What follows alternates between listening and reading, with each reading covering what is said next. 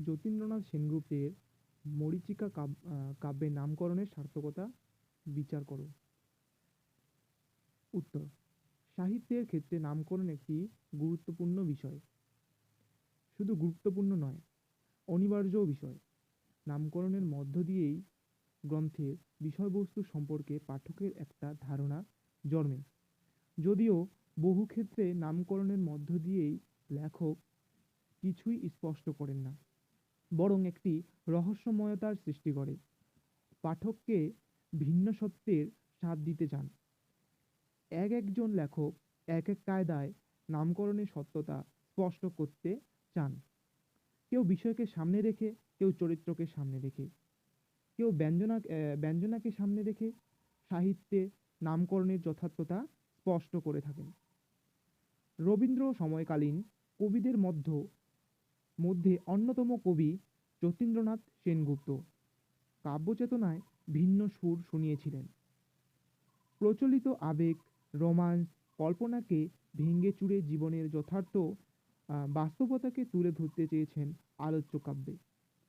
জীবনের ভ্রান্তি, আবেগ, কল্পনাকে অতিক্রম করে জীবনের প্রখর বাস্তবতা শুধু প্রতিষ্ঠাই করেননি, প্রচলিত মূল্যবোধেও একটা ভাঙন ধরিয়ে দিয়েছেন।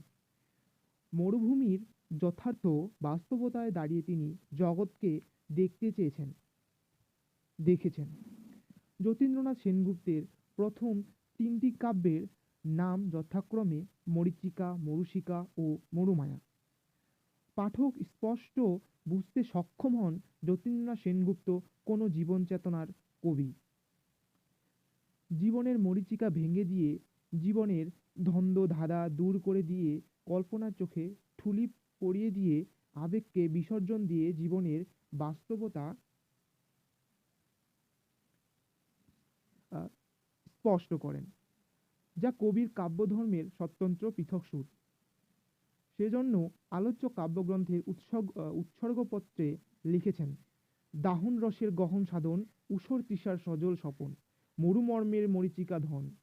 যতীন্দ্রনাথ সেনগুপ্ত কাব্যযাত্রার প্রথম থেকেই কাব্যধর্মে স্বতন্ত্র সেই স্বতন্ত্রতা চিহ্নিত হয়েছে আপাত রোমান্টিসিজমের বিরুদ্ধে বিদ্রোহ, দুঃখবাদী মানসিকতা, নৈরাশ্যবাদ, ঈশ্বরের অস্তিত্বে অবিশ্বাসের মধ্য দিয়ে।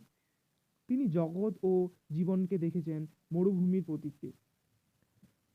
রুক্ষ বাস্তবতার মূলে জলসিঞ্চন করতে চেয়েছেন। তাই আপাত আবেগ, ভাবাবাদ তার কাব্যে প্রাধান্য পায়নি।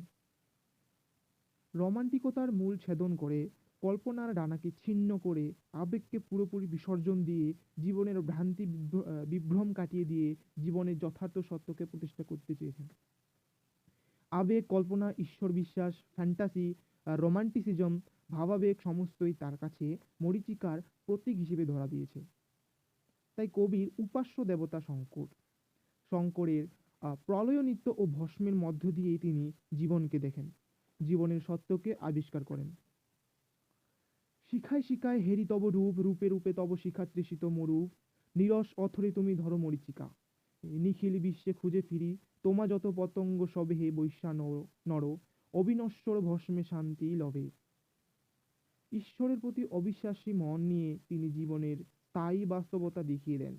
রবীন্দ্রনাথকে সামনে রেখে সে যে রোমান্স ও কল্পনার আবহ গড়ে উঠেছিল, সেই কাব্যসত্ত্বের বিরুদ্ধে বিদ্রোহ ঘোষণা করেন তিনি।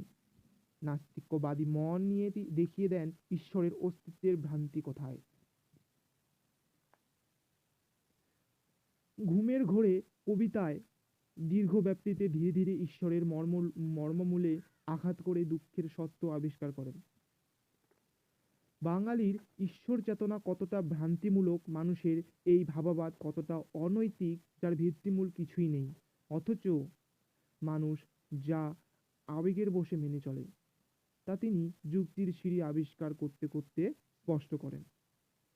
ঈশ্বর তার কাছে জড়বস্তুতে পরিণত হয়, তাই ঘোষণা করেন সে কেবল মরীচিকা। সেই জড়বস্তুকে সামনে রেখে বঙ্গের সোপানে তিনি জানিয়ে দেন প্রকৃত সত্য। রথের চাকায় লোক পিষে যায়, তোমার নাহিক হাত, তুমি শালগ্রাম শিলা, সহুয়াম বসা যার সকলই সমান, তারে নিয়ে রাসলীলা।